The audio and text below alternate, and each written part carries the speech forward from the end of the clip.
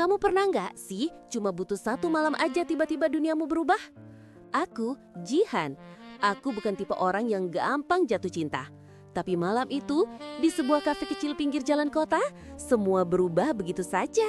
Suasana sepi, lampu-lampu bergantung di langit-langit, suara hujan di luar jendela tipis. Dan aku hanya duduk sendirian dengan secangkir kopi hitam. Rasanya aku kayak petani yang capek tanam harapan, hasilnya cuma jadi kenangan pahit. Sampai malam itu, tiba-tiba seorang laki-laki muncul, duduk di sebelahku tanpa basa-basi dan tersenyum. Dia mengenalkan diri, namanya Bagus Triatmojo. Awalnya aku cuma balas senyum sopan, tapi Bagus mulai obrolan dengan tanya yang lucu. Kamu suka kopi hitam ya? Katanya sih kopi hitam itu rasanya paling jujur. Aku jawab, kalau kopi dicampur justru jadi drama Bagus. Aku lebih suka yang pahit daripada yang jadi manis bohongan. Dia tertawa, aku ikut ketawa. Malam itu aku merasa nyaman, meskipun biasanya aku nggak suka bicara sama orang baru.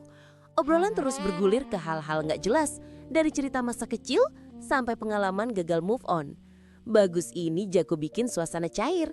Dari saling adu posisi duduk, main kuda-kudaan versi kami sendiri, cuma cari sudut paling enak biar nggak pegel, sampai adu lawakan siapa yang paling sering jadi korban cinta musiman. Dia bilang, kamu pernah gagal panen cinta, Ji? Aku jawab jujur, sering Bagus. Aku tanam harapan nih, tapi seringnya nggak tumbuh apa-apa. Paling-paling tumbuh rumput liar. Kepikiran mantan. Malam itu kerasa panjang banget. Padahal jam jalan pelan. Aku dan Bagus kayak dua petani yang baru belajar bertahan hidup di tanah yang bukan milik kita. Setiap kali dia ledek aku cuma menjauh dengan cemberut pura-pura biar suasana tetap santai. Kadang aku gak percaya secepat itu aku bisa dekat sama orang. Biasanya aku jaga jarak. Tapi Bagus, entah kenapa bikin aku ingin ngobrol terus. Dia pinter banget analis aku. Tahu kapan aku mulai baper, tahu juga kapan aku ngelakuin defense biar gak jatuh hati. Tiba-tiba diajak taruhan. Kalau malam ini kamu duluan yang baper, besok kamu upload instastory sebutin nama mantan. Aku tertawa. Kamu keterlaluan Bagus, tapi dalam hatiku deg-degan. Aku mencoba tetap tenang, tapi sejujurnya aku mulai takut. Takut kalau malam ini benar-benar jadi awal dari sesuatu yang gak biasa. Aku, Jihan, yang selama ini main aman, justru malam ini dipaksa permainan beneran soal perasaan. Kami bicara sampai lampu-lampu kafe sudah mati dan hujan di luar makin deras. Bagus cerita tentang keluarga, masa kecil di kampung yang penuh kenangan. Aku juga sesekali balas cerita tentang ayahku, tentang ibu yang suka mengajarkan cara menanam bunga. Di setelah obrolan aku jadi sadar, kenapa kok aku nggak pernah mencoba percaya sama orang baru. Aku selalu takut jatuh cinta karena trauma lama. Tapi malam itu aku mulai berpikir, mungkin aku perlu lebih berani. Bagus memegang tanganku perlahan. Kadang bibit yang belum pernah tumbuh harus diuji dulu, Ji. Mungkin malam ini jadi start baru buat aku, buat kamu juga. Aku pun diam. Dalam hati aku tahu hari besok gak bakal sama lagi. Kamu yang nonton dan dengar cerita aku pasti gak cuma iseng kan? Kalau kamu pernah juga jatuh hati juga dalam satu malam, atau pernah gagal tanam harapan sampai luka seumur hidup, jangan kemana-mana. Aku akan ceritakan semuanya biar kita sama-sama tahu kadang cinta itu nakal, datang sebentar, lukanya lama. Setelah malam yang aku kira bakal selesai biasa-biasa aja itu, rasanya aku mendadak jadi orang paling aneh di dunia. Kamu pernah gak bangun tidur, tapi yang pertama kali kepikiran justru orang yang baru kamu kenal semalam? Itu yang aku rasain. Aku bangun di kamar kos, suara hujan masih tersisa di atap seng, matahari malu-malu ngintip dari balik gorden. Tapi isi kepalaku cuma Bagus. Senyumnya, candaannya, cerita absurdnya. Tumben banget aku seheboh ini gara-gara seseorang. Aku ambil ponsel, ngecek chat wake up. Gak ada, aku ketawa sendiri. Tadi malam aku dan Bagus bertukar nomor. Aku nebak-nebak, biasanya cowok kayak dia paling gak sabar ngirimin pesan, makasih malam ini, seru ngobrol sama kamu, atau apalah gitu. Tapi sampai aku selesai sarapan sereal instan, tetap sepi. Aku mulai panik campur penasaran. Akhirnya iseng buka Instagram dan cari username dia. Ternyata beneran gampang ketemu. Hasil pencarianku, profil bagus penuh foto-foto lucu.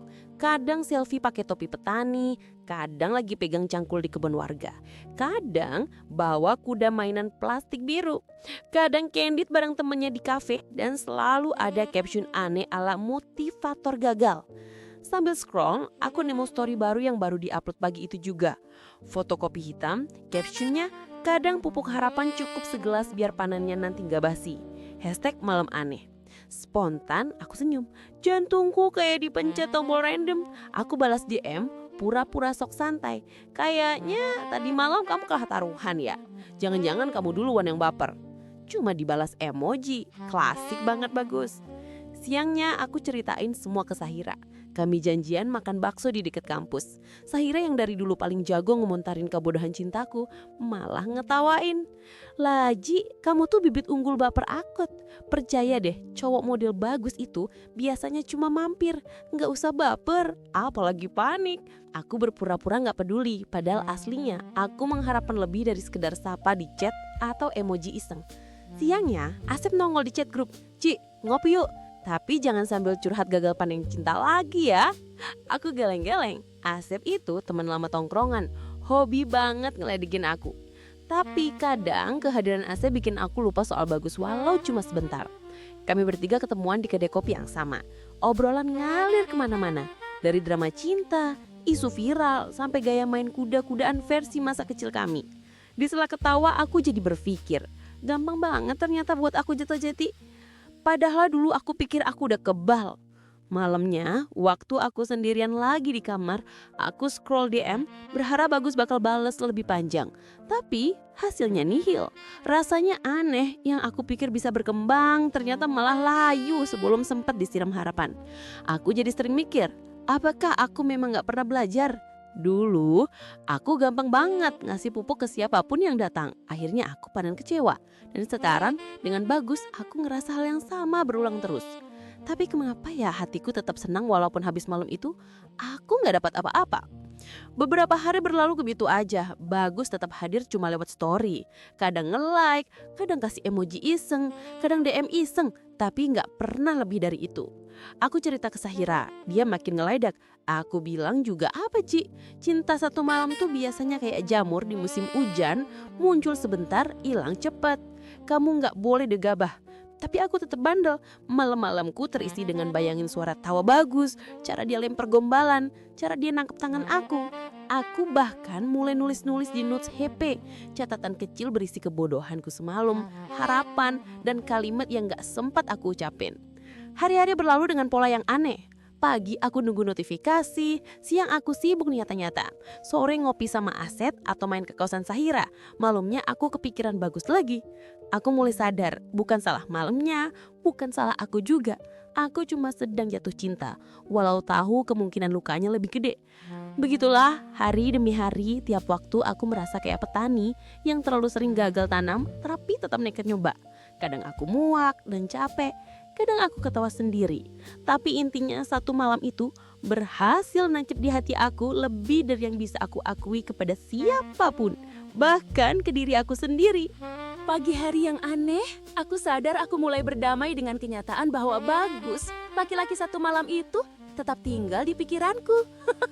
Kadang aku bertanya ke diri sendiri, kenapa aku segampang itu jatuh baper? Mungkin karena sejak awal aku tipe yang terlalu gampang percaya pada keakraban. Pada tawa ringan yang dilempar setengah bercanda. Pada sentuhan kecil yang seolah kebetulan, tapi sebenarnya penuh kode. Tapi kamu pasti ngerti kan? Kadang memang bukan salah kita kalau hati mudah ke bawah suasana. Apalagi kalau suasana itu dibumbui kopi anget dan obrolan yang pas di hati. Beberapa hari setelah malam itu, aku mencoba tetap menjalani hidup seperti biasa. Kuliah, ngurus tugas, ketawa sama Sahira dan Asep. Kadang keluar buat sekedar makan sate keliling yang lewat depan kosan. Tapi jujur, semuanya terasa agak kehambar. Kalau sama Bagus, walaupun cuma satu malam, hati aku kayak dikocok lotre. Aku belum pernah secepat itu nyambung. Secepat itu ingin cerita banyak. Secepat itu ingin tahu lebih jauh tentang seseorang. Asep makin sering menyempatkan waktu main ke kosanku. Katanya dia nggak mau aku berlarut-larut di tragedi satu malam yang sebenarnya masih banyak ikan di lauji. Aku ketawa aja, Asep selalu bisa jadi pelipur lara, walau kadang nyeleneh. Aku ingetin, kamu jangan sampai jadi penunggu musim panen cinta yang gak akan datang. Nekat tanam harapan sama orang yang ganat balik mah beda. Sama tanam toge, cepet numbuh walau cuma pakai kapas. Aku ngakak, lucu juga. Nasihat cinta dibumbui tuturian kecomba. Setiap hari aku tetap follow perkembangan bagus lewat Instagram. Aku perhatiin setiap story, setiap foto baru. Aku intip siapa aja yang komen. Kadang aku iseng kasih likes, berharap dia sadar aku masih ada. Nunggu dia jemput bola. Tapi lagi-lagi dia cuma muncul sebagai notifikasi, bagus menyukai foto Anda. Nggak pernah jadi chat panjang, apalagi video call iseng kayak hubungan jarak jauh di TikTok. Aku mulai sibuk dengan konten-konten galau bareng Sahira. Kami buat video lucu, tantangan gagal move on, kuis siapa paling cepat panen luka, sampai sesi roasting mantan. Sahira host, aku talent, Asep bagian edit video sekaligus kameramen dadakan.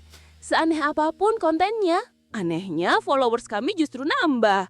Ternyata banyak yang relate, mungkin Luka memang punya pasarnya sendiri. Dan anehnya, aku juga makin nyaman jadi diriku sendiri tanpa menutupi betapa mudahnya aku jatuh pada cinta yang cuma singgah. Sore itu di bawah pohon jambu depan kosan, aku duduk sama Sahira dan Asep. Obrolan ngalir kemana-mana, sampai tiba-tiba HP-ku bunyi, notifikasi dari Bagus. Cuma satu DM, Ji, kalau kamu lagi ngopi malam ini, save spot buat aku ya. Sederhana, tapi jantungku langsung berdebar. Sahira iseng celetuk. Tuh kan, bibit unggul akhirnya mau panen juga, Ji. Aku deg-degan setengah sati, bingung harus seneng atau menjaga harapanmu tetap rendah, kayak tanam cabai yang rawan jamur. Malamnya, aku nekat ke kafe yang sama. Aku datang 1 jam lebih awal, padahal biasanya aku suka lupa waktu sendiri. Sambil nunggu, aku main HP. Curi-curi lihat kaca buat periksa makeup. Aku sadar, apapun yang terjadi nanti, aku tetap harus beri yang terbaik buat diriku sendiri. Gak perlu berharap terlalu tinggi. Ketika Bagus akhirnya datang, dia duduk di depan aku, kali ini bawa kopi favorit aku tanpa perlu tanya. Kami mulai ngobrol seperti dulu, seolah malam pertama itu baru saja berlalu kemarin. Tapi suasana beda. Kali ini ada jarak tipis, kayak ada tembok transparan yang gak bisa dilewati oleh kata manis dan angan-angan. Obrolan kami berjalan santai, tapi lebih banyak hening. Tiba-tiba Bagus bilang, Gi, kadang semesta cuma pengen kita ketemu bukan buat jadi satu, tapi biar kita belajar sesuatu. Aku senyum, rasanya sedih, tapi aku berusaha nangkep pesan itu. Cinta satu malam memang indah, tapi nggak selalu harus tumbuh jadi kisah lama. Kami pun pulang tanpa kepastian, tanpa janji panen berikutnya. Aku pulang ke kos, tidak lagi terlalu kecewa. Asep dan Sahira nunggu di depan, langsung nyerbu dengan pertanyaan. Gimana Ji, tanamannya udah tumbuh? Aku jawab dengan tawa. Baru disiram sedikit, tapi kayaknya nggak akan dipanen. Aku belajar, kadang yang datang singkat itu memang cuma buat dikenang, bukan buat dipertahankan. Hari-hari berikutnya, aku makin sibuk dengan duniaku sendiri. Banyak hal baru yang bisa aku lakukan tanpa harus berharap terus pada harapan yang gak jelas. Tapi satu hal yang pasti, cinta satu malam benar-benar jadi pengalaman yang memberiku pelajaran. Kadang luka gak harus dihindari, kadang dia perlu diterima supaya aku bisa tumbuh. Hari-hari setelah malam pertemuan kedua itu ternyata aneh. Aku tidak lagi menunggu notifikasi dari Bagus dengan gelisah. Tapi tetap saja, ketika notifikasi IG muncul, jantungku tanpa sadar tetap bergetar. Asep dan Sahira makin sering datang, sesekali membawa camilan atau hanya sekedar numpang ngobrol di kamar kosanku yang sederhana. Mereka tahu, diam-diam aku masih suka membahas ulang tiap detik waktu bersama Bagus. Seolah itu penghiburan pahit yang aku anggap candu. Asep cenderung ingin jadi pelindung. Aku niat Ji, jadi pupuk organik pengganti. Selorohnya disambut tawa Sahira. Kadang aku berpikir, hidupku terlalu banyak metafora pertanian. Mungkin karena kami memang terlatih menumbuhkan harapan, walau yang tumbuh seringkali cuma ilusi. Pagi-pagi sebelum kuliah, aku duduk berlama-lama di balkon sambil ngopi. Aku menulis jurnal harian, perasaanku, bayang-bayang bagus, dan semua chat yang aku harap bisa lebih panjang dari sekedar balasan emoji. Di satu sore, aku dan Sahira mencoba eksperimen baru. Bikin video TikTok kolaborasi curhat galau. Skenarionya sederhana. Aku jadi petani cinta gagal panen, Sahira berperan jadi motivator absurd, dan Asep yang semula kaku di depan kamera dipaksa jadi pupuk penyubur harapan baru. Akting kami lebay, tapi kocak. Dan entah kenapa, dalam lucunya, aku tetap bisa menyembunyikan pedih. Beberapa jam setelah upload, follower naik. Kolom komentar penuh kisah senasib. Aku juga pernah, Mbak. Cuma semalam, efeknya seumur hidup. Aku sadar luka hati memang produksi massal dan aku bukan korban pertama. Suatu malam hujan deras banget. Listrik padam sebentar. Aku, Sahira dan Asep ngumpul di kamar sambil main Uno dan bercanda soal masa lalu. Asep iseng nanya, "Kamu bakal respon gak kalau Bagus tiba-tiba ngajak balikan?" Aku diam sebentar lalu jawab, "Aku gak tahu. Kadang aku masih pengen, kadang aku ngerasa cukup. Rasanya makin hari luka ini bukan lagi soal Bagus, tapi soal cara aku menerima kecewa." Beberapa hari kemudian, aku menerima DM cukup panjang dari Bagus. Intinya dia bilang, "Aku minta maaf kalau selama ini kesannya cuma mampir. Aku pun ragu, mungkin aku masuk ke hidupmu di waktu yang salah. Tapi aku gak pernah niat main-main, Ji. Kamu orang baik. Aku harap kamu ketemu yang bisa tanam dan panen sama-sama." Aku baca pelan-pelan, mencoba jangan baper. Aku balas seperlunya. "Makasih Bagus, aku ngerti. Gak semua yang kita tanam itu harus tumbuh terus-menerus. Kadang cukup tahu pernah ada benih ditabur walau gak selamanya tumbuh. Aku doain kamu bahagia juga di ladangmu sendiri." Setelah itu, aku seperti ditampar kolan. Semua yang aku cari dari satu malam itu adalah penjelasan. Dan ketika sudah dapet, ternyata kelegaan lebih dekat pada penerimaan daripada balasan cinta. Sejak saat itu, aku jadi lebih dekat pada Sahira dan Asep. Bukan karena ingin pelarian, tapi karena aku sadar hidup itu untuk mengisi ruang kosong dengan versi terbaik dari diriku. Bukan menunggu siapa yang mau datang mengisinya. Rutinitas kembali lancar. Aku lebih produktif, lebih sibuk, konten TikTok makin sering viral. Kami jadi trio patah hati yang terkenal di dunia maya. Setiap kali kami live, selalu ada aja yang curhat soal cinta satu malam. Soal luka abadi, soal gagal move on. Aku selalu jadi bintang tamu andalan karena dianggap paling tulus kalau nangis.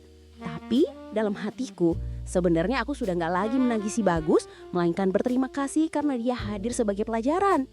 Kadang aku heran, kenapa luka justru jadi jalan buat tumbuh dewasa.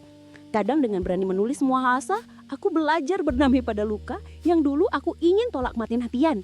Mungkin benar kata orang, gak semua cinta perlu terus disirami. Dan gak semua harapan harus berbuah jadi bahagia. Sampai akhirnya pada suatu malam yang lain, aku duduk selfie di balkon bikin caption. "Buat kamu yang pernah menanam harapan dan gagal panen, santai aja. Petani cinta patah hati ini sekarang tahu luka kadang perlu diberi pupuk ikhlas supaya tumbuh jadi kenangan yang gak pahit-pahit amat." Setahun sudah lewat sejak satu malam itu. Kalau kamu tanya sekarang, apa aku masih ingat Bagus Triatmojo? Jujur aja, masih. Tapi rasanya sudah beda. Bukan lagi harapan yang bikin gelisah, bukan juga luka yang minta disembuhkan. Tapi kenangan yang tumbuh perlahan jadi bagian dari cerita hidupku. Kamu tahu nggak? Satu malam itu benar-benar jadi momen putar balik yang bikin aku belajar banyak hal. Tentang jatuh cinta, tentang kecewa, dan tentang cara jadi diriku sendiri meski harapan tak selalu tumbuh seperti yang aku mau. Aku, Jihan, sekarang lebih sering duduk di balkon kamar kos, menikmati angin sore sambil nyedit video kolaborasi dengan Sahira dan Asep. Trio kami makin terkenal bukan cuma sebagai pembawa konten patah hati, tapi juga sebagai penyalur tawa, tips healing, dan motivasi ikhlas yang gak belibet. Followers makin banyak, DM makin rame, dan selalu aja ada yang nanya, gimana cara ngiklasin cinta yang cuma mampir sebentar? Gimana move on dari luka yang rasanya gak habis-habis? Jawabanku selalu sama, luka itu kayak pupuk. Kalau kamu terus simpen di hati, dia memang bikin perih, kadang bikin matang, kadang bikin tumbuh. Tapi kalau kamu berani belah luka itu, olah dan bagikan dalam cerita, Dia berubah jadi pelajaran dan motivasi buat banyak orang. Setiap kali aku live, aku cerita. Aku pernah kok tanam harapan sama seseorang cuma semalam, tapi efeknya bertahun-tahun. Gak apa-apa, gak harus malu, gak harus berharap semua orang paham. Di antara isi DM dan komentar netizen, kadang aku nemu bagus. Dia pernah sekali kirim pesan, isinya simple banget. Makasih Ji, satu malam kita ternyata punya efek viral di hidupku juga. Aku bales, sama-sama bagus. Kita padan kenangan, bukan luka saja. Aku makin sadar, panen gak selalu harus bahagia. Kadang hasil panen justru berupa tawa sendiri di malam hari. Kadang tangisan kecil yang gak sempat dibagikan. Kadang cuma tulisan random yang akhirnya dihargai banyak orang. Aku gak lagi nunggu bagus datang lagi, gak juga menutup pintu buat harapan baru. Aku lebih memilih panen rasa syukur, karena aku pernah gagal, pernah baper, pernah juga belajar ikhlas. Kamu yang dengar cerita ini bisa jadi sekarang lagi di posisi sama kayak aku setahun lalu. Menanam cinta, berharap cepat tumbuh, dapat bibit dari rayuan manis, lalu kecewa karena yang tumbuh cuma ilusi. Gak apa-apa, aku di sini kasih tahu pelan-pelan. Kamu harus berani panen perasaanmu sendiri. Jangan nunggu musim datang, jangan nunggu orang lain siap bantu pupuk. Kalau kamu masih ngerasa sakit hati atau gagal move on, coba aja deh tulis semuanya. Bikin cerita, bikin konten, cari temen curhat kayak Asep dan Sahira. Asal kamu gak ngerasa sendirian. Kadang luka memang harus viral dulu sebelum sembuh betulan. Lucu kan? Tapi itulah hidupku sekarang. Setelah setahun jadi petani patah hati, aku bisa bilang, satu malam yang singkat bisa benar-benar jadi modal cerita seumur hidup. Jangan malu kalau panenmu gak sempurna. Kadang yang tumbuh di ladang hati itu justru pelajaran paling tulus buat masa depan. Kamu, iya kamu yang sekarang lagi baca ini. Jangan takut jatuh cinta lagi. Jangan berhenti tanam harapan. Tapi pastikan kamu siap kalau yang kamu tanam gak tumbuh seperti yang kamu mau. Kalau luka datang, peluk baik-baik. Ubah jadi cerita. Jadikan bahan ketawa bareng temen. Kalau perlu, bikinkan konten. Biar patah hati juga bisa viral. Akhir cerita ini, aku ingin bilang, hidup gak selalu soal panen cinta. Kadang soal menerima kekalahan dan cerdas menemukan pupuk ikhlas. Kalau kamu masih belum move on, datang aja ke channelku. Di sini, luka dan tawa bisa tadi hasil panen yang gak pernah basi. Sampai jumpa di cerita selanjutnya petani cinta patah hati. Jangan lupa, satu malam bisa bikin kamu luka. Tapi luka juga bisa jadi langkah kamu buat tumbuh dan jadi versi terbaik dari diri sendiri.